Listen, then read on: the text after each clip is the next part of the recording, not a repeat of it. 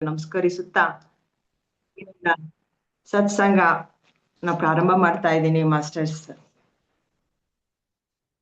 ರಘುಪತಿ ರಾಘವ ರಾಜಾ ರಾಮ್ ಪತಿತ ಪಾವನ सीताराम ईश्वर अल्लाह तेरे नाम सबको सम्मति दे भगवान रघुपति राघव राजा राम पतित पावन सीताराम.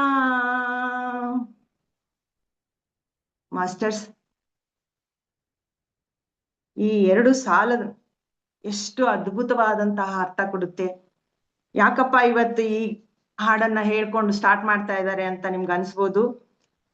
ನಮ್ಮ ಗುರುಗಳ ದೇಹ ತ್ಯಾಗ ಆದಾಗ ಈ ಹಾಡು ಆ ದಿನ ಪೂರ ಬರ್ತಾನೆ ಇತ್ತು. ಅಂದ್ರೆ ನಮ್ಮ ಗುರುಗಳು ಹೇಳಿದರೆ ಸಾವು ಸತ್ಯ, ಸಾವು ಅನಿವಾರ್ಯ, ಸಾವು ಖಚಿತ ಅಂತ. ಎಷ್ಟು ಸತ್ಯ ಅಲ್ವಾ ಮಾಸ್ಟರ್ಸ್? ಇದನ್ನ ಅರ್ಥ ಮಾಡ್ಕೊಂಡಾಗ ನಾವು ಈ ಭೂಮಿಗೆ ಏನ್ ಬಂದಿದೀವಿ, ನಾವ್ ಏನ್ ಮಾಡ್ಬೇಕು ಅನ್ನೋದನ್ನ ನಮ್ಮ ಗುರುಗಳು ಎಷ್ಟು ಸರಳವಾಗಿ ಹೇಳ್ಕೊಂಡು ಹೋಗ್ತಾರೆ. ಎಷ್ಟು ಸರಿ ಕೇಳಿದ್ರು ಮತ್ತೆ ಮತ್ತೆ ಇದೇ ವಿಷಯಗಳನ್ನ ಕೇಳ್ಕೊಂತಾನೆ ಇರ್ಬೇಕು ಅಂತ ಅನ್ಸುತ್ತೆ. ಮತ್ತೆ ನಮ್ಮ ಗುರುಗಳು ಅದಕ್ಕಿಂತ ಹೆಚ್ಚಾಗಿ ಅವರು ಯಾವುದೇ ವಿಷಯದ ಬಗ್ಗೆ ಮಾತಾಡ್ಬೇಕಾದ್ರೆ ಕೆಲವು ವಾಕ್ಯಗಳನ್ನ ನಿಮ್ಮ ಮುಂದೆ ಹೇಳ್ತಾ ಇರ್ತಾರೆ. ಅದನ್ನ ಕೇಳಿದ್ರೇನೆ ಸಾಕು ಮಾಸ್ಟರ್ಸ್, ನಮಗೆ ಮೈಯೆಲ್ಲ ರೋಮಾಂಚನ ಆಗುತ್ತೆ. ಈ ವಾಕ್ಯಗಳನ್ನ ಬೇರೆ ಯಾವ ಗುರುಗಳು ಹೇಳಿಲ್ಲ ಅಂತಾನೆ ಅನ್ಸುತ್ತೆ ನನಗೆ. My dear friends, my dear masters and my dear God's ಎಂಬ ಆತ್ಮೀಯ ಸಾಲುಗಳು ಎಷ್ಟು ಅದ್ಭುತವಾಗಿದಾವಲ್ವಾ ಮಾಸ್ಟರ್ಸ್?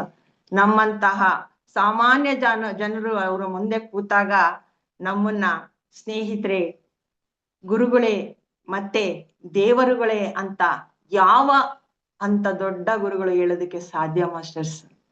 ಅಂದ್ರೆ ನೀವು ಈ ಭೂಮಿಯ ಮೇಲೆ ಬಂದಿರೋರು ಸಾಮಾನ್ಯ ಜನರಲ್ಲ, ಅಸಾಮಾನ್ಯರು ಅಂತ ನಮ್ಮನ್ನ ಸ್ನೇಹಿತರಾಗಿ ಗುರುತಿಸ್ತಾರೆ, ಮತ್ತೆ ಗುರುಗಳಾಗಿ ಗುರುತಿಸ್ತಾರೆ, ಮತ್ತೆ ನಮ್ಮನ್ನ ದೇವರುಗಳು ಅಂತನೂ ಸಹ ನಮ್ಮ ಪತ್ರಿಜಿಯವರು ಗುರುತಿಸ್ತಾ ಇದ್ದಾರೆ ಮಾಸ್ಟರ್ಸ್.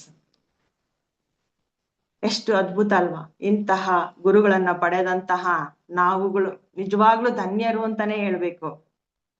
ನಮ್ಮ ಗುರುಗಳು ಇವತ್ತಿನ ಉಪನ್ಯಾಸದಲ್ಲಿ ನಿಮಗೆ ಗೊತ್ತು, ಮರಣ ಅನಿವಾರ್ಯ ಅಂತ, ಮರಣ ಸತ್ಯ, ಮರಣ ಖಚಿತ, ಅದರ ಮೇಲೆ ಅವರು ಉಪನ್ಯಾಸನ ಮಾಡ್ತಾ ಇದ್ದಾರೆ ಮಾಸ್ಟರ್ಸ್. ಅದು ಏನು ಅಂತ ನೋಡ್ಕೊಂಡು ಹೋಗೋಣ. ಈಗ ನಮ್ಮ ಭೌತಿಕ ಶರೀರಕ್ಕೆ ಮರಣ ನಿಶ್ಚಿತ ಮತ್ತು ಅನಿವಾರ್ಯ ಅಂತ ಅರ್ಥ ಮಾಡ್ಕೊಳ್ಳೋದೇ ನಮ್ಮ ಆಧ್ಯಾತ್ಮಿಕತೆಯ ಮೊದಲ ಮೆಟ್ಟಿಲು ಅಂತ ಹೇಳ್ತಾ ಇದ್ದಾರೆ. ಅಂದ್ರೆ ನಾವು ಫಸ್ಟ್ ಸ್ಟೆಪ್ ಇಟ್ರೇನೆ ಏನನ್ನ ಅರ್ಥ ಆಗುತ್ತೆ ನಮ್ಗೆ ಅಂದ್ರೆ ಮರಣ ನಿಶ್ಚಿತ ಅಂತ ಅರ್ಥ ಮಾಡ್ಕೊಳ್ಳೋದೇ ನಮ್ದು ಆಧ್ಯಾತ್ಮಿಕತೆಯ ಮೊದಲ ಮೆಟ್ಟಿಲು ಅಂತ ಹೇಳ್ತಾ ಇದ್ದಾರೆ. ಮತ್ತೆ ಹೇಳ್ತಾರೆ, ಪ್ರತಿ ಕ್ಷಣ ನಮಗೆ ಸಾವು ಖಚಿತ ಎಂದು ನೆನಪಿಟ್ಟುಕೊಂಡಾಗ ಮಾತ್ರ ನಮ್ಮ ಜೀವನದ ಪ್ರಾಮುಖ್ಯತೆ ನಮಗೆ ಸ್ಪಷ್ಟವಾಗುತ್ತೆ. ನಾವು ಏನಕ್ಕೆ ಬಂದಿದೀವಿ ಈ ಭೂಮಿ ಮೇಲೆ ಅನ್ನೋದು ನಮ್ಗೆ ಗೊತ್ತಾಗುತ್ತೆ ಅಂತ ಹೇಳ್ತಾ ಇದ್ದಾರೆ.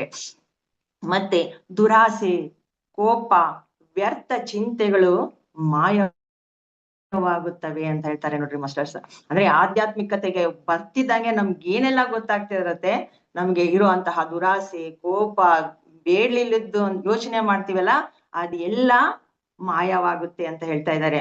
ಮತ್ತೆ ಇನ್ನೂ ಮುಖ್ಯವಾಗಿ ದೇಹವು ನಶ್ವರ, ಆತ್ಮವು ಶಾಶ್ವತ ಎಂಬ ಆತ್ಮಜ್ಞಾನ ಬರುತ್ತೆ ನಮಗೆ ಅಂತ ಹೇಳ್ತಾ ಇದ್ದಾರೆ.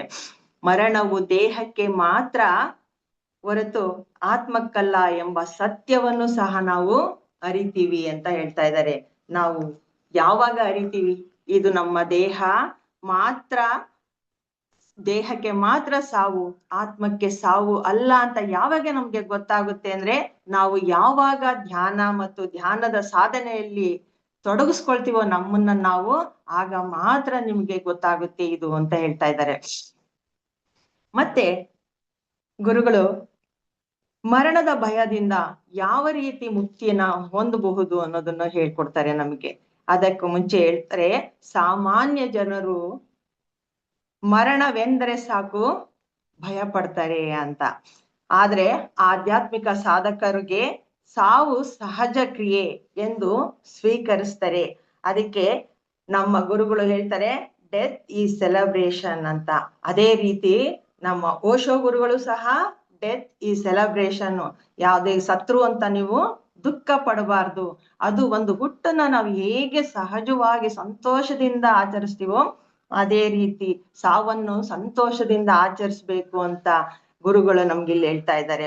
ಮತ್ತೆ ಈಗ ನಮ್ಗೆ ಈ ದೇಹದ ಭಯದಿಂದ ಯಾವ ರೀತಿ ಮುಕ್ತಿ ಪಡಿಬೇಕು, ಮುಕ್ತಿ ಹೊಂದುತ್ತೀವಿ ಅಂತ ಅಂದ್ರೆ, ಭಗವದ್ಗೀತೆಯಲ್ಲಿ ಒಂದು ಸಾಲು ಇದೆಯಂತೆ ಮಾಸ್ಟರ್ಸ್.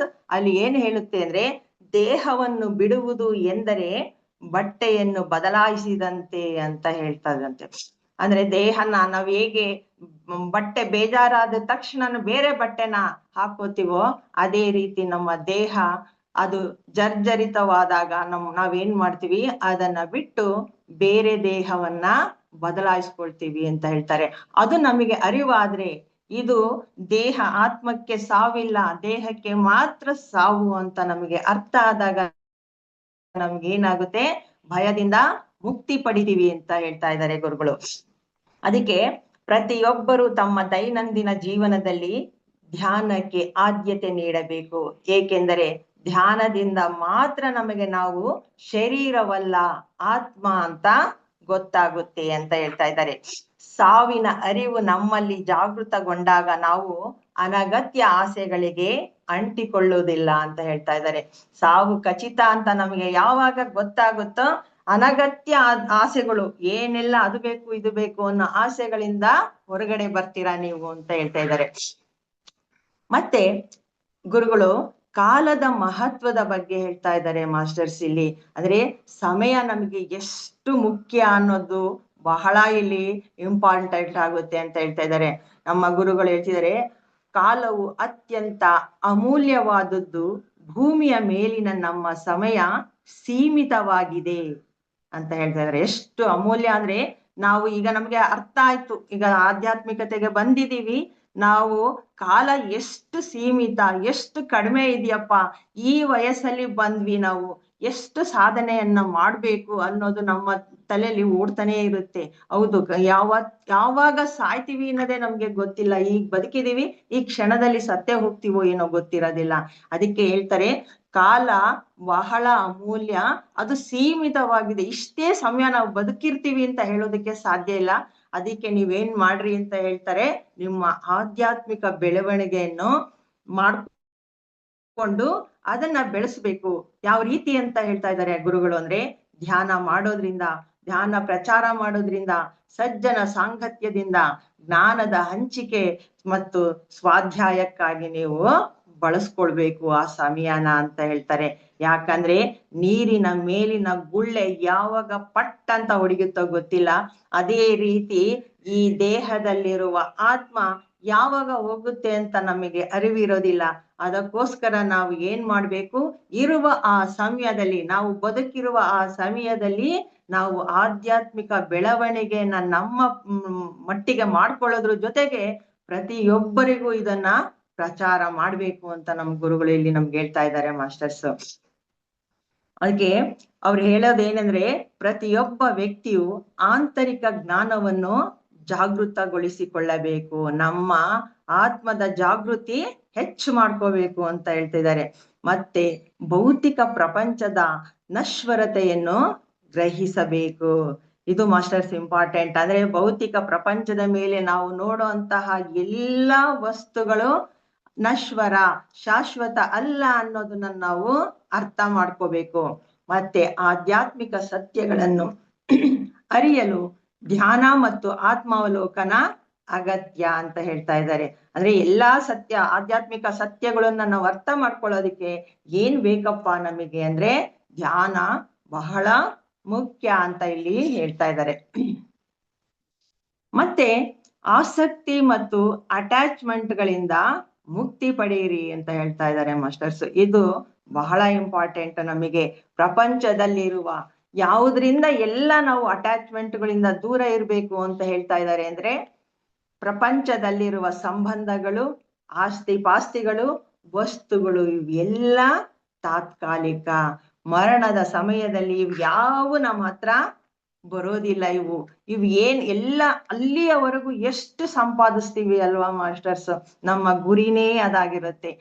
ಚೆನ್ನಾಗಿ ಓದ್ಬೇಕು, ಕೆಲ್ಸ ತಗೋಬೇಕು, ಆಸ್ತಿ ಮಾಡ್ಬೇಕು, ದೊಡ್ಡ ಎಲ್ಲಾ ರೀತಿಯ ಆಸ್ತಿ, ಇಂಥದ್ದು ಅಂಥದ್ದು ಅಂತಲ್ಲ, ಎಲ್ಲಾ ಇದ್ರೂನು ಮತ್ತೆ ನಮಗೆ ತೃಪ್ತಿನೇ ಇರೋದಿಲ್ಲ ಆ ತರ ಆಸ್ತಿ. ಅದಕ್ಕೆ ಹೇಳ್ತಾ ಇದ್ದಾರೆ, ಪ್ರಪಂಚದ ಯಾವುದೇ ಸಂಬಂಧ ಆಗಿರ್ಬೋದು, ಆಸ್ತಿ ಪಾಸ್ತಿಗಳಾಗಿರ್ಬೋದು, ಅವು ವಸ್ತುಗಳು ಎಲ್ಲ ತಾತ್ಕಾಲಿಕ, ಅವು ನಿಮ್ಮ ಹಿಂದೆ ಬರೋದಿಲ್ಲ.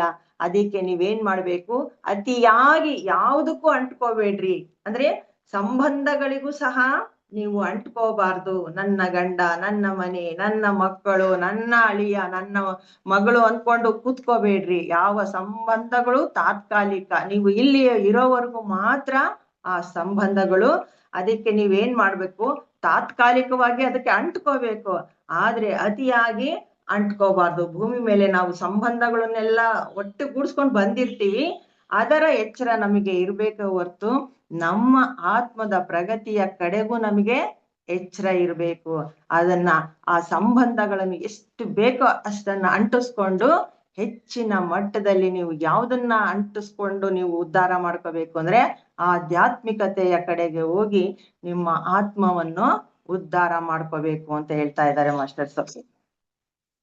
ಮತ್ತೆ ಆಧ್ಯಾತ್ಮಿಕ ಸಾಧನೆಯಲ್ಲಿ ಸತತ ಪ್ರಯತ್ನ ಬಹಳ ಮುಖ್ಯ ಅಂತ ಹೇಳ್ತಾ ಇದ್ದಾರೆ. ಆಧ್ಯಾತ್ಮಿಕತೆ ಎಂಬುದು ಕೇವಲ ಮಾತುಗಳಲ್ಲ, ಅದು ನಿರಂತರ ಸಾಧನೆ. ಪ್ರತಿ ದಿನ ನಿಯಮಿತವಾಗಿ ಆನಾಪಾನ ಸತಿ ಧ್ಯಾನ ಮಾಡುವುದರಿಂದ ಮನಸ್ಸು ಪ್ರಶಾಂತವಾಗುತ್ತದೆ ಮತ್ತು ಸಾವಿನ ಭಯ ಸಂಪೂರ್ಣವಾಗಿ ತೊಲಗುತ್ತದೆ ಅಂತ ಹೇಳ್ತಾ ಇದ್ದಾರೆ ಮಾಸ್ಟರ್ಸ್. ಹೌದಲ್ವಾ? ಆನಾಪಾನ ಸತಿ ಧ್ಯಾನ ನಾವು ಮಾಡೋದ್ರಿಂದ ನಮಗೆ ಮನಸ್ಸು ಪ್ರಶಾಂತವಾಗಿದೆ ಅಂತನೂ ಅರ್ಥ ಆಗಿದೆ, ಮತ್ತೆ ಅದಕ್ಕಿಂತ ಹೆಚ್ಚಾಗಿ ಸಾವು ಇಲ್ಲ ನಮಗೆ ಅನ್ನೋದು ಸಹ ಅರ್ಥ ಆಗಿದೆ. ಈಗ ಆಧ್ಯಾತ್ಮಿಕ ಸಾಧನೆ ಹೇಗೆ ಇರಬೇಕು ಅಂತ ಇಲ್ಲಿ ನಮ್ ಗುರುಗಳು ನಮ್ಗೆ ಹೇಳ್ತಾ ಇದ್ದಾರೆ ಮಾಸ್ಟರ್ಸ್. ತಾಯಂದಿರ ಸಮರ್ಪಣೆ ಮತ್ತು ನಿರಂತರ ಸೇವೆಯ ರೀತಿಯಲ್ಲಿ ಇರಬೇಕು ಅಂತ ಹೇಳ್ತಾ ಇದ್ದಾರೆ. ಇಲ್ಲಿ ನಮ್ ಗುರುಗಳು ನಮ್ಗೆ ತಾಯಿಯ ಉದಾಹರಣೆಯನ್ನ ಕೊಡ್ತಾ ಇದ್ದಾರೆ. ಯಾವ ರೀತಿ ಅಂದ್ರೆ, ಅವಳ ಜೀವನದಲ್ಲಿ ಯಾವ ರೀತಿ ಸಮರ್ಪಣೆನ ಮಾಡ್ತಾಳೋ ಅದೇ ರೀತಿ ನಮ್ಮ ಧ್ಯಾನದ ಸೇವೆನೂ ಇರ್ಬೇಕು ಅಂತ ಹೇಳ್ತಾ ಇದ್ದಾರೆ. ಅದಕ್ಕೆ ಗುರುಗಳು ಹೇಳ್ತಾರೆ, ತಾಯಂದಿರ ಆ ಸಮರ್ಪಣೆ ಮತ್ತು ನಿರಂತರ ಸೇವೆಯ ಬಗ್ಗೆ ಗುರುಗಳು ಮಾತನಾಡ್ತಿದ್ದಾರೆ ಮಾಸ್ಟರ್ಸ್. ತಾಯಂದಿರಿಗೆ ಯಾವುದೇ ನಿವೃತ್ತಿ ಇಲ್ಲ, ತಾಯಂದಿರಿಗೆ ರಜೆ ಇಲ್ಲ ಅಂತ ಇಲ್ಲಿ ನಮ್ಗೆ ಉಲ್ಲೇಖಿಸ್ತಾ ಇದ್ದಾರೆ. ಅಂದ್ರೆ ತಾಯಿಗೆ ಅಂದ್ರೆ ಇಲ್ಲಿ ಹೆಣ್ಣಿಗೆ ಹೇಳ್ತಾ ಇದ್ದಾರೆ, ಅವಳಿಗೆ ಯಾವುದೇ ರಿಟೈರ್ಮೆಂಟ್ ಇಲ್ಲ, ಮತ್ತೆ ರಜಾ ಇಲ್ಲ. 365 24 ಗಂಟೆ ಯಾರಪ್ಪ ಕೆಲಸ ಮಾಡ್ತಾರೆ ಅಂತಂದ್ರೆ ತಾಯಿ. ಎಲ್ಲರಿಗೂ ರಜಾ ಅನ್ನೋದಿರುತ್ತೆ. ಯಾರೇ ಏನೇ ಕೆಲಸ ಮಾಡ್ತಾ ಇರ್ಲಿ, ಗೌರ್ಮೆಂಟ್ ಕೆಲಸ ಮಾಡ್ತಾ ಇರ್ಲಿ ಅಥವಾ ಕೂಲಿ ಕೆಲ್ಸದಲ್ಲೇ ಇರ್ಲಿ, ಪ್ರತಿಯೊಬ್ಬರಿಗೂ ವಾರಕ್ಕೆ 1 ದಿನ ರಜಾ ಇರುತ್ತೆ. ಆದ್ರೆ ತಾಯಿಗೆ ಯಾವತ್ತೂ ರಜಾ, ರಿಟೈರ್ಡು ಮಾಡಲ್ಲ, ಸಂಬಳನೂ ಕೊಡಲ್ಲ, ಆ ರಜಾನೇ ಇಲ್ಲ ಅಂತ ಹೇಳ್ತಾ ಇದ್ದಾರೆ ಗುರುಗಳು ನಮಗೆ, ಅಲ್ವಾ? ಆ ತರ ಇರ್ಬೇಕು. ಆ ತಾಯಿ ಯಾವ ರೀತಿ ಸೇವೆ ಮಾಡ್ತಾಳೋ ಆ ರೀತಿಯಲ್ಲಿ ನಮ್ಮ ಧ್ಯಾನದ ಅಭ್ಯಾಸ ಇರ್ಬೇಕು ಅಂತ ನಮಗೆ ಎಚ್ಚರಿಸ್ತಾ ಇದ್ದಾರೆ ಮಾಸ್ಟರ್ಸ್. ಅಂದ್ರೆ ಅವಳು ಒಂದು ದಿನನೂ ಅವಳು ಬೇಜಾರ್ ಮಾಡ್ಕೊಳ್ಳಲ್ಲ, ತನ್ನ ಸಂಸಾರಕ್ಕೋಸ್ಕರ ತನ್ನ ಜೀವನನ ತೇಯ್ತಾ ಇರ್ತಾಳೆ. ಆ ರೀತಿಯಲ್ಲಿ ನಾವು ನಮ್ಮ ಧ್ಯಾನವನ್ನು ಮಾಡೋದನ್ನ ಮಾಡಿದಾಗ ಮಾತ್ರ ನೀವು ಆಧ್ಯಾತ್ಮಿಕತೆಯಲ್ಲಿ ಮುಂದುವರಿಯೋದಿಕ್ಕೆ ಸಾಧ್ಯ ಅಂತ ಹೇಳ್ತಾ ಇದ್ದಾರೆ. ಮತ್ತೆ ಹೇಳ್ತಾರೆ ಮುಂದುವರೆದು, ತಾಯಿ ಕುಟುಂಬಕ್ಕಾಗಿ ನಿರಂತರವಾಗಿ ಹೇಗೆ ಶ್ರಮಿಸುತ್ತಾಳೋ ಅದೇ ರೀತಿ ಆಧ್ಯಾತ್ಮಿಕ ಸಾಧಕನು ತನ್ನ ಜೀವನದ ಕೊನೆಯವರೆಗೂ ಯಾವುದೇ ಬಿಡುವಿಲ್ಲದೆ ಆಧ್ಯಾತ್ಮಿಕ ಸೇವೆಯಲ್ಲಿ, ಧ್ಯಾನ ಸಾಧನೆಯಲ್ಲಿ ತೊಡಗಿಸಿಕೊಳ್ಬೇಕು ಅಂತ ಹೇಳ್ತಾ ಇದ್ದಾರೆ ಗುರುಗಳು. ಮತ್ತೆ ಹೇಳ್ತಾರೆ, ಪ್ರತಿಯೊಬ್ಬರು ತಮ್ಮ ಕರ್ತವ್ಯಗಳನ್ನು ಪ್ರೀತಿಯಿಂದ ಮತ್ತು ನಿಷ್ಠೆಯಿಂದ ನಿರ್ವಹಿಸ್ಬೇಕು ಅಂತ. ಇದು ಮಾಸ್ಟರ್ಸ್, ಏನೋ ಕರ್ತವ್ಯ ಮಾಡ್ತೀವಿ ಅಂತ ಮಾಡೋದಲ್ಲ, ಪ್ರತಿ ಒಂದು ಕಾರ್ಯ ಮಾಡ್ಬೇಕಾದ್ರು ಅಲ್ಲಿ ಪ್ರೀತಿ ಇರ್ಬೇಕು ಮತ್ತೆ ನಿಷ್ಠತೆ ಇರ್ಬೇಕು ಅಂತ ಹೇಳ್ತಾ ಇದ್ದಾರೆ. ನಿರಂತರ ಆಧ್ಯಾತ್ಮಿಕ ಅಭ್ಯಾಸ ಮತ್ತು ಧ್ಯಾನದ ಮೂಲಕ ಜ್ಞಾನವನ್ನು ವೃದ್ಧಿಸಿಕೊಳ್ಳುವುದು ಪ್ರತಿಯೊಬ್ಬ ಆತ್ಮನ ಜವಾಬ್ದಾರಿಯಾಗಿದೆ ಅಂತ ಹೇಳ್ತಾರೆ. ಅಂದ್ರೆ ಆಧ್ಯಾತ್ಮಿಕ ಅಭ್ಯಾಸ ದಿನ ಇರ್ಬೇಕು, ಮತ್ತೆ ಯಾವ ರೀತಿ ಧ್ಯಾನದ ಮೂಲಕ ನಾವು ಜ್ಞಾನನ್ನು ಸಹ ನಾವು ದಿನ ವೃದ್ಧಿ ಮಾಡ್ಕೋಬೇಕು ಅಂತ ಹೇಳ್ತಾ ಇದ್ದಾರೆ. ಇದು ನಮ್ಮ ಪ್ರತಿಯೊಬ್ಬರ ಜವಾಬ್ದಾರಿ ಅಂತ ಹೇಳ್ತಾ ಇದ್ದಾರೆ ಇಲ್ಲಿ ಗುರುಗಳು. ನಮ್ಮ ಜೀವನದಲ್ಲಿ ಬರುವ ಸಮಯವನ್ನು ನಿರರ್ಥಕ ವಿಷಯಗಳಿಗೆ ವ್ಯರ್ಥ ಮಾಡದೆ ಉತ್ತಮ ಆಧ್ಯಾತ್ಮಿಕ ವಿಚಾರಗಳ ಚರ್ಚೆ ಮತ್ತು ಧ್ಯಾನಾಭ್ಯಾಸದಲ್ಲಿ ಕಳೆಯಬೇಕು ಅಂತ. ಇದು ಬಹಳ ಇಂಪಾರ್ಟೆಂಟ್ ಅಲ್ವಾ ಮಾಸ್ಟರ್ಸ್? ನಿರರ್ಥಕ ವಿಷಯಗಳಿಗೆ ಅಂದ್ರೆ ಬೇರೆ ಬೇರೆ ವಿಷಯಗಳ ಬಗ್ಗೆ ಬೇರೆಯವರ ವಿಷಯವನ್ನ ಮಾತಾಡೋದನ್ನು ಸಹ ಅವನ್ನೆಲ್ಲ ನಿರರ್ಥಕ ವಿಷಯಗಳು, ಅವುಗಳನ್ನ ಮಾತಾಡ್ಕೊಂಡು ಸಮಯನ ನೀವು ಕಳಿಬೇಡ್ರಿ. ಅಂದ್ರೆ ಸಮಯ ನಿಮಗೆ ಸೀಮಿತ, ಯಾವಾಗ ನಮ್ಮ ಜೀವ ಹೋಗುತ್ತೆ ಅಂತ ನಮಗೆ ಅರಿವಿಲ್ಲದ್ರಿಂದ ನೀವು ಯಾವುದೇ ವ್ಯರ್ಥ ಚರ್ಚೆಗಳಲ್ಲಿ ಭಾಗವಹಿಸಬಾರ್ದು ಅಂತ ಗುರುಗಳು ನಮ್ಗೆ ಹೇಳ್ತಾ ಇದ್ದಾರೆ ಮಾಸ್ಟರ್ಸ್. ಮತ್ತೆ ಪ್ರತಿಯೊಬ್ಬ ವ್ಯಕ್ತಿಯು ಭೌತಿಕ ವಿಷಯಗಳಿಗಿಂತ ಹೆಚ್ಚಾಗಿ ಆಂತರಿಕ ಆಧ್ಯಾತ್ಮಿಕ ಜಾಗೃತಿಗೆ ಹೆಚ್ಚಿನ ಪ್ರಾಮುಖ್ಯತೆ ನೀಡಬೇಕು ಅಂತ ತಿಳಿಸ್ತಾ ಇದ್ದಾರೆ. ಅಂದ್ರೆ ಭೌತಿಕ ಪ್ರಪಂಚದ ವಿಷಯಗಳು ಏನೆಲ್ಲ ಇರುತ್ತಲ್ಲ ಅವುಗಳಿಗೆ ಹೆಚ್ಚು ಆದ್ಯತೆನ ಕೊಡ್ಬೇಡ್ರಿ. ನೀವು ಹೆಚ್ಚು ಆದ್ಯತೆ ಕೊಡ್ಬೇಕಾಗಿರೋದು ಯಾವ್ದಕ್ಕೆ? ಆಧ್ಯಾತ್ಮಿಕ ವಿಷಯಗಳಿಗೆ ಅಂತ ಹೇಳ್ತಾ ಇದ್ದಾರೆ. ಮತ್ತೆ ಇದೆಲ್ಲ ಆದ್ಮೇಲೆ ಧ್ಯಾನದ ಮೂಲ ತತ್ವ ಏನು ಅಂತ ಹೇಳ್ತಾ ಇದ್ದಾರೆ. ಏನಕ್ಕೆ ನಾವು ಇಲ್ಲಿ ಧ್ಯಾನ ಮಾಡೋದ್ರಿಂದ ಏನೆಲ್ಲ ಆಗುತ್ತೆ ಅಂತ ನಮ್ಗೆ ಹೇಳ್ತಿದ್ದಾರೆ. ಆನಾಪಾನ ಸತಿ ಧ್ಯಾನ ಮನಸ್ಸಿನ ನಿಶಬ್ದತೆಗೆ ದಾರಿ ಮಾಡಿಕೊಡುತ್ತದೆ. ಇದು ಕೂತ್ಕೊಂಡು ನಾವು ಧ್ಯಾನ ಮಾಡಿದಾಗ ಅರ್ಥ ಆಗುತ್ತೆ ಅಲ್ವಾ ಮಾಸ್ಟರ್? ಅಂದ್ರೆ ಮನಸ್ಸು ಎಲ್ಲ ಆಟ ಆಡ್ತಾ ಇರುತ್ತೆ. ಸ್ಟಾರ್ಟಿಂಗ್ ಅಲ್ಲಿ ನಾವು ಧ್ಯಾನಕ್ಕೆ ಕೂತಾಗ ಎಷ್ಟು ಆಲೋಚನೆ ಮಾಡ್ತಾ ಇರುತ್ತೆ. ಆಮೇಲೆ ಧ್ಯಾನ ಮಾಡ್ತಾ ಮಾಡ್ತಾ ಮಾಡ್ತಾ ಏನಾಗುತ್ತೆ, ನಿಶಬ್ದತೆ, ಮನಸ್ಸು ಸೈಲೆಂಟ್ ಆಗೋದನ್ನು ನಮ್ಗೆ ಅರ್ಥ ಆಗುತ್ತೆ ಅಂತ.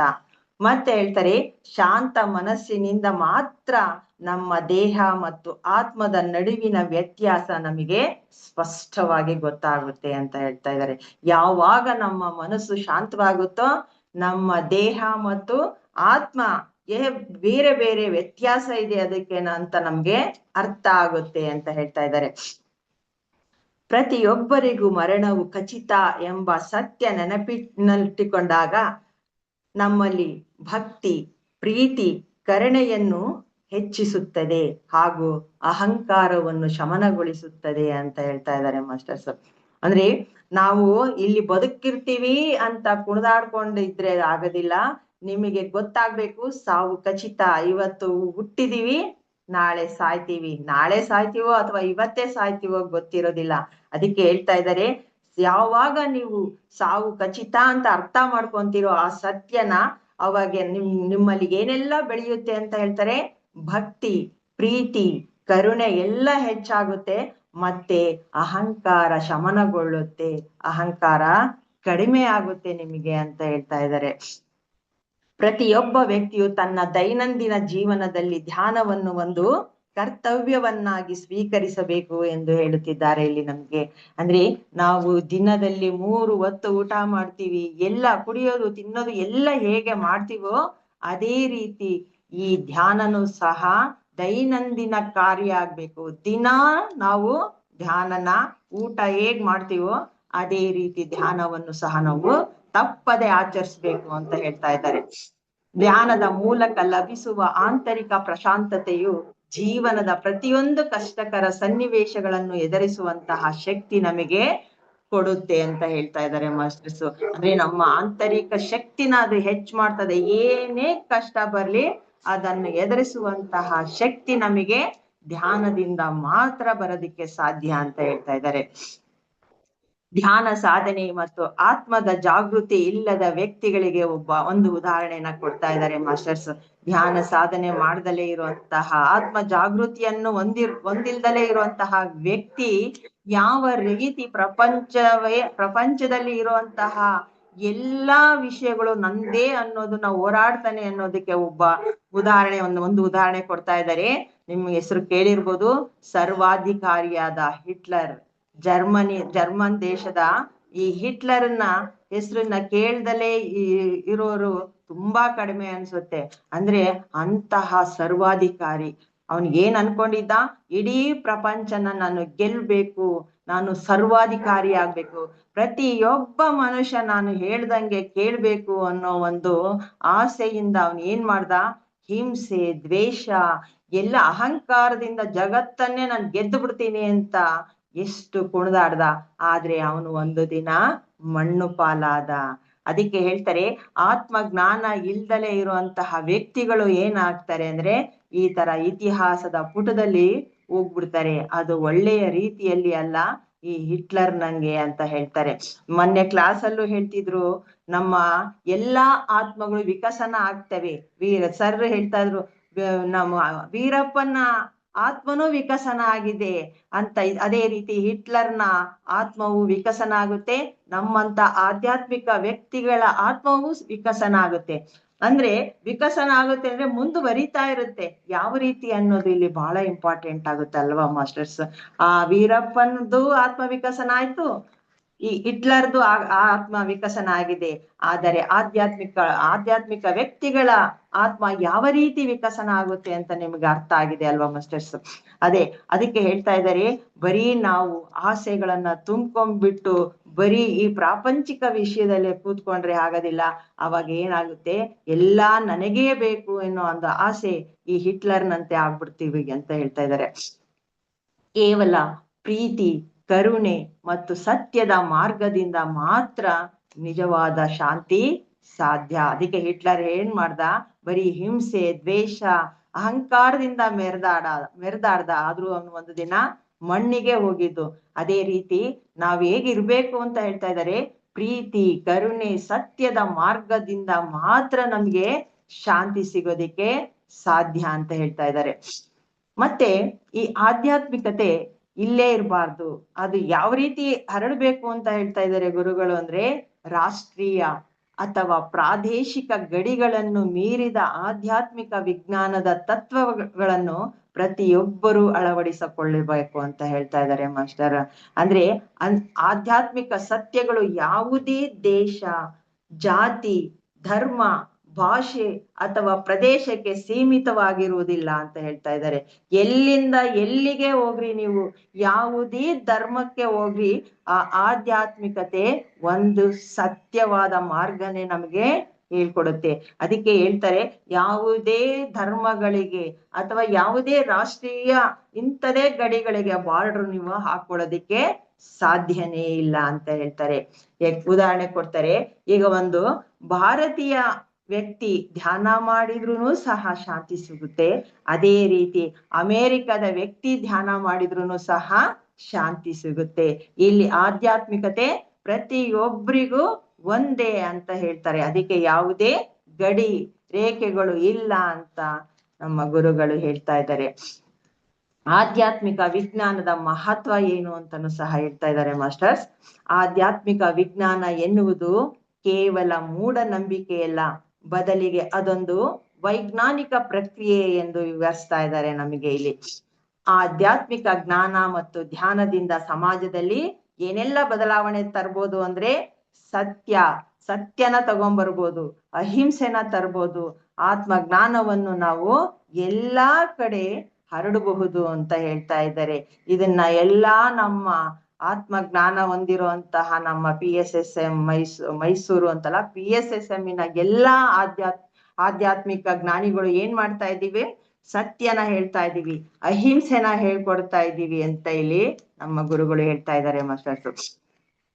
ಮಾನವನು ತಾನು ಕೇವಲ ರಕ್ತ ಮಾಂಸಗಳ ಶರೀರವಲ್ಲ, ಅಪ್ರಮೇಯ ಶಕ್ತಿ ಹೊಂದಿರುವ ಶಾಶ್ವತ ಆತ್ಮ ಎಂದು ಅರಿತುಕೊಳ್ಳಬೇಕು ಅಂತ ಹೇಳ್ತಾ ಇದ್ದಾರೆ. ಇದು ಮುಖ್ಯವಾದಂತಹ ವಿಷಯ ಮಾಸ್ಟರ್ಸ್. ನಾವೇನ್ ಅನ್ಕೊಂಡಿದ್ವಿ, ಧ್ಯಾನಕ್ಕೂ ಬರಕ್ಕೂ ಮುಂಚೆ ಈ ದೇಹನೇ ನಾವು ಅಂತ ಅನ್ಕೊಂಡಿದ್ವಿ. ಆದ್ರೆ ಅವ್ರು ಹೇಳ್ತಾರೆ, ರಕ್ತ ಮಾಂಸಗಳ ಶರೀರವಲ್ಲ ನೀವು, ಅಪ್ರಮೇಯ ಶಕ್ತಿಯನ್ನು ಹೊಂದಿರುವಂತಹ ಆತ್ಮ ಪದಾರ್ಥ ಅಂತ ಹೇಳ್ತಾ ಇದ್ದಾರೆ ನಮ್ಗೆ. ಅದು ಶಾಶ್ವತವಾದದ್ದು ಅಂತ. ಅಪ್ರಮೇಯ ಶಕ್ತಿ ಅಂದ್ರೆ ಅದರ ಶಕ್ತಿನ ನೀವು ಊಹಿಸ್ಕೊಳಕ್ಕೂ ಸಾಧ್ಯ ಇಲ್ಲ, ಅಷ್ಟು ಆತ್ಮಕ್ಕೆ ಶಕ್ತಿ ಇದೆ ಅಂತ ಹೇಳ್ತಾ ಇದ್ದಾರೆ. ದೇಹದ ಅಂತ್ಯವೇ ಜೀವನದ ಅಂತ್ಯವಲ್ಲ, ಬದಲಿಗೆ ಆತ್ಮದ ಪ್ರಗತಿಯ ಹಾದಿಯಲ್ಲಿ ಅದೊಂದು ಹಂತ ಮಾತ್ರ ಎಂದು ಅರ್ಥ ಮಾಡ್ಕೋಬೇಕು ಅಂತ ಹೇಳ್ತಾ ಇದ್ದಾರೆ. ಅಂದ್ರೆ ನಮ್ಗೆ ದೇಹ ಅಂತ್ಯ ಆಯ್ತು ಅಂತ ನಾವು ಕೊರಗೋದು ಬೇಕಾಗಿಲ್ಲ. ಅದು ಒಂದು ಏನು ಆತ್ಮದ ಪ್ರಗತಿಯ ಹಾದಿಯಲ್ಲಿರುವಂತ ಒಂದು ಹಂತ ದೇಹ ಅಂತ ಹೇಳ್ತಾ ಇದ್ದಾರೆ.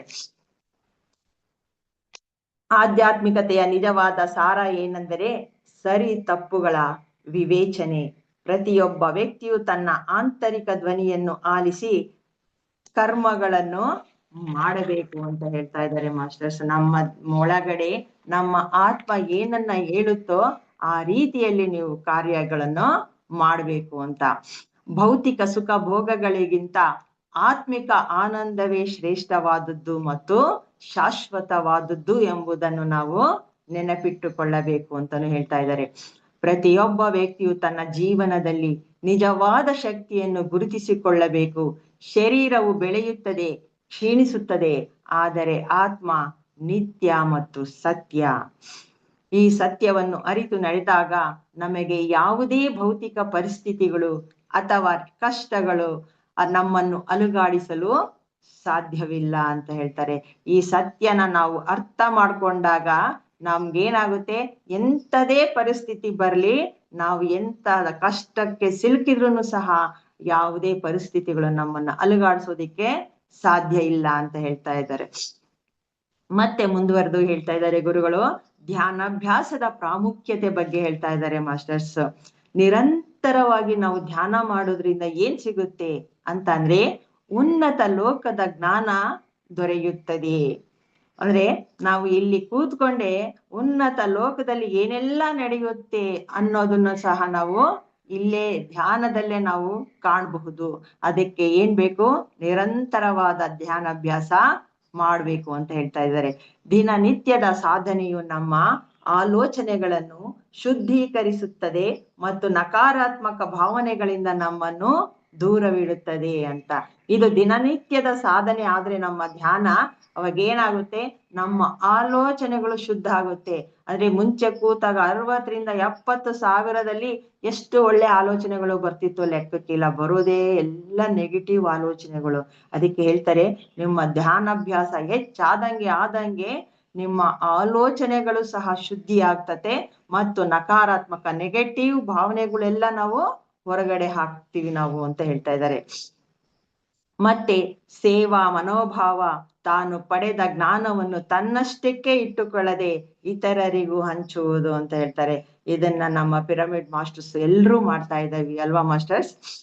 ಮತ್ತೆ ಸಜ್ಜನ ಸಾಂಗತ್ಯ ನಡೆಸುವುದು ಮತ್ತು ಸಮಾಜಕ್ಕೆ ಜ್ಞಾನದ ಸೇವೆ ಮಾಡುವುದು ಆಧ್ಯಾತ್ಮಿಕ ಸಾಧಕನ ಕರ್ತವ್ಯವಾಗಿದೆ ಅಂತ ಹೇಳ್ತಾ ಇದ್ದಾರೆ ಮಾಸ್ಟರ್ಸ್. ಪತ್ರಿಜಿ ಧ್ಯಾನದ ಮೂಲಕ ಲಭಿಸುವ ಆಂತರಿಕ ಜಾಗೃತಿಯ ಬಗ್ಗೆನೂ ಸಹ ನಮ್ಗೆ ಹೇಳ್ತಾ ಇದ್ದಾರೆ. ಒಬ್ಬ ಸಾಧಕನು ಧ್ಯಾನದಲ್ಲಿ ಮುಳುಗಿದಂತೆಲ್ಲ ಆತನಿಗೆ ಭೌತಿಕ ಜಗತ್ತಿನ ಕಟ್ಟುಪಾಡುಗಳಿಂದ ಮುಕ್ತಿ ಸಿಗುತ್ತದೆ. ಧ್ಯಾನಕ್ಕೆ ಕೂತ್ಕೊಂಡ್ಬಿಟ್ಟು ಸಾಧಕ ಶುರು ಮಾಡ್ಕೊಂಡ ಅಂದ್ರೆ ಈ ಜಗತ್ತಿನ ಯಾವುದೇ ಕಟ್ಟುಪಾಡುಗಳಿಂದ ಅವನು ಆರಾಮಾಗಿ ಮುಕ್ತಿನ ಪಡೆದು ಬಿಡ್ತಾನೆ ಅಂತ ಹೇಳ್ತಾ ಇದ್ದಾರೆ ಗುರುಗಳು. ಜೀವನದಲ್ಲಿ ಸರಳತೆ, ಅಹಿಂಸೆ ಮತ್ತು ಕರ್ಮ ಸಿದ್ಧಾಂತವನ್ನು ಸರಿಯಾಗಿ ಅರ್ಥ ಮಾಡಿಕೊಳ್ಳುವುದು ಅಗತ್ಯ ಅಂತ ಹೇಳ್ತಾ ಇದ್ದಾರೆ ಮಾಸ್ಟರ್ಸ್. ಮತ್ತೆ ಹೇಳ್ತಾ ಇದ್ದಾರೆ, ಪ್ರತಿಯೊಂದು ಕ್ರಿಯೆಗೂ ತಕ್ಕ ಪ್ರತಿಕ್ರಿಯೆ ಇರುತ್ತದೆ ಎಂಬುದನ್ನು ನೆನಪಿನಲ್ಲಿಟ್ಟುಕೊಂಡು ಸತ್ಕರ್ಮಗಳನ್ನು ಮಾಡಬೇಕು ಅಂತ ಹೇಳ್ತಾ ಇದ್ದಾರೆ. ನೀವ್ ಏನು ಕೆಲಸ ಮಾಡ್ತಿರೋ ಅದಕ್ಕೆ ಇನ್ನೊಂದು ಕೆಲಸ ರೆಡಿ ಆಗಿರುತ್ತೆ. ಅಂದ್ರೆ ಒಂದು ಕ್ರಿಯೆ ಮಾಡಿದ್ರೆ ಅಂದ್ರೆ ಪ್ರತಿಕ್ರಿಯೆ. ನೀವು ಒಂದು ಬಾಣನ ಹೊಡೆದ್ರೆ ಅದು ತಿರುಗು ಬಾಣವಾಗಿ ನಮಗೆ ಮತ್ತೆ ಬರಬಹುದು ಅಂತ ಹೇಳ್ತಾ ಇದ್ದಾರೆ. ಇಲ್ಲಿ ಉದಾಹರಣೆಯಲ್ಲಿ ಮಾಸ್ಟರ್ಸ್, ನಾವು ಇಲ್ಲಿ ನಿಂತ್ಕೊಂಡು ಒಂದು ಕಲ್ಲು ತಗೊಂಡು ಮೇಲೆ ಎಸ್ದಾಗ ಏನಾಗುತ್ತೆ, ಆ ಕಲ್ಲು ನಮ್ಮ ತಲೆ ಮೇಲೇನೆ ಬೀಳೋದು. ಅದೇ ರೀತಿ ನೀವು ಹೂವನ್ನ ಹೆಸ್ರೆ ನಮ್ಮ ತಲೆ ಮೇಲೆ ಏನ್ ಬಂದ್ ಬೀಳುತ್ತೆ, ಹೂವೇ ಬೀಳೋದು. ಅದಕ್ಕೆ ಹೇಳ್ತಾ ಇದ್ದಾರೆ ಗುರುಗಳು, ನಿಮ್ಮ ಕ್ರಿಯೆ ಪ್ರತಿಕ್ರಿಯೆಯಾಗಿ ಬರುತ್ತೆ. ನೀವು ಏನು ಮಾಡ್ತೀರೋ ಅದೇ ನೀವು ಪಡೆಯೋದು ಅಂತ ಹೇಳ್ತಾ ಇದ್ದಾರೆ ಮಾಸ್ಟರ್ಸ್.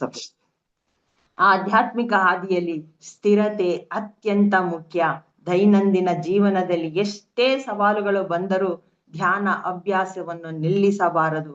ಅದೇ ನಮಗೆ ಆಂತರಿಕ ಶಕ್ತಿ ಮತ್ತು ಶಾಂತಿಯನ್ನು ನಿರಂತರವಾಗಿ ನೀಡುತ್ತದೆ ಅಂತ ಹೇಳ್ತಾ ಇದ್ದಾರೆ ಮಾಸ್ಟರ್ಸ್.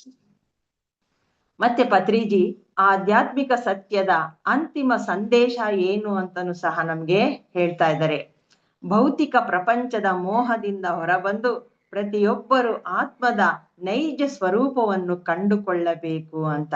ಅಂದ್ರೆ ಈ ಪ್ರಪಂಚದಿಂದ ಮೋಹದಿಂದ ಏನ್ ಕೂತ್ಕೊಂಡಿದೀವಲ್ಲ ಅದರಿಂದ ಹೊರಗಡೆ ಬಂದಾಗ ನಮ್ಮ ಆತ್ಮದ ನೈಜ ಸ್ವರೂಪ ನಾವು ಅರ್ಥ ಮಾಡ್ಕೊಳ್ಳೋದಿಕ್ಕೆ ಸಾಧ್ಯ. ಪ್ರತಿಯೊಬ್ಬರು ಆನಾಪಾನ ಸತಿ ಧ್ಯಾನ ಮಾಡುವುದರ ಜೊತೆಗೆ ಇದನ್ನು ಇತರರಿಗೂ ಕಲಿಸಬೇಕು. ಜಗತ್ತಿಗೆ ಧ್ಯಾನ ಆಧ್ಯಾತ್ಮಿಕ ಜ್ಞಾನದ ಅವಶ್ಯಕತೆ ಇದೆ ಅಂತಾನು ಹೇಳ್ತಾ ಇದ್ದಾರೆ. ಬರೀ ನಾವಷ್ಟೇ ಧ್ಯಾನ ಮಾಡ್ಬಿಟ್ಟು ಮನೆಯಲ್ಲಿ ಕೂತ್ಕೊಳ್ಳೋದಲ್ಲ, ಪ್ರಪಂಚಕ್ಕೆ ಯಾವುದರ ಅವಶ್ಯಕತೆ ಇದೆ ಅಂತ ಹೇಳ್ತಾ ಇದ್ದಾರೆ. ಆಧ್ಯಾತ್ಮಿಕದ ಜ್ಞಾನದ ಅವಶ್ಯಕತೆ ಇದೆ, ಅದನ್ನ ನೀವು ಹೇಳ್ಕೊಡ್ಲೇಬೇಕು ಅಂತಾನು ಸಹ ಹೇಳ್ತಾ ಇದ್ದಾರೆ. ಸಾವು ಖಚಿತ, ಆದರೆ ಆತ್ಮ ಅಮರ ಎಂಬ ತತ್ವವನ್ನು ಯಾವಾಗಲೂ ನೆನಪಿನಲ್ಲಿಟ್ಕೊಳ್ಬೇಕು. ಈ ವಾಕ್ಯ ನಮ್ಗೆ ಅರ್ಥ ಆಗ್ಬಿಟ್ರೆ ಸಾಕು ಮಾಸ್ಟರ್ಸ್, ನಾವು ಬೇರೆ ಕಡೆ ತಿರುಗೋದಕ್ಕೆ ಸಾಧ್ಯನೇ ಇಲ್ಲ. ಸಾವು ಖಚಿತ, ಆತ್ಮ ಅಮರ ಅನ್ನೋದು ಅರ್ಥ ಆಗ್ಬೇಕು. ಅದೇ ನಿಜವಾದ ಆಧ್ಯಾತ್ಮಿಕತೆ. ಈ ಅರಿವಿನಿಂದ ಬದುಕಿದಾಗ ಜೀವನದಲ್ಲಿ ಭೀತಿ ದುಃಖ ಮಾಯವಾಗಿ ಸದಾ ಪ್ರಶಾಂತತೆ ಮತ್ತು ಆನಂದ ನೆಲೆಸುತ್ತದೆ ಎಂದು ನಮ್ಗೆ ಗುರುಗಳು ಹೇಳ್ತಾ ಇದ್ದಾರೆ.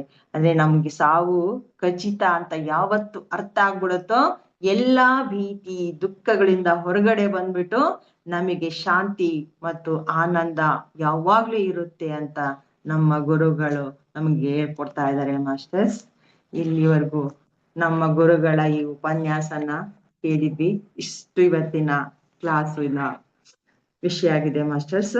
ಎಲ್ಲರಿಗೂ ಧನ್ಯವಾದಗಳು.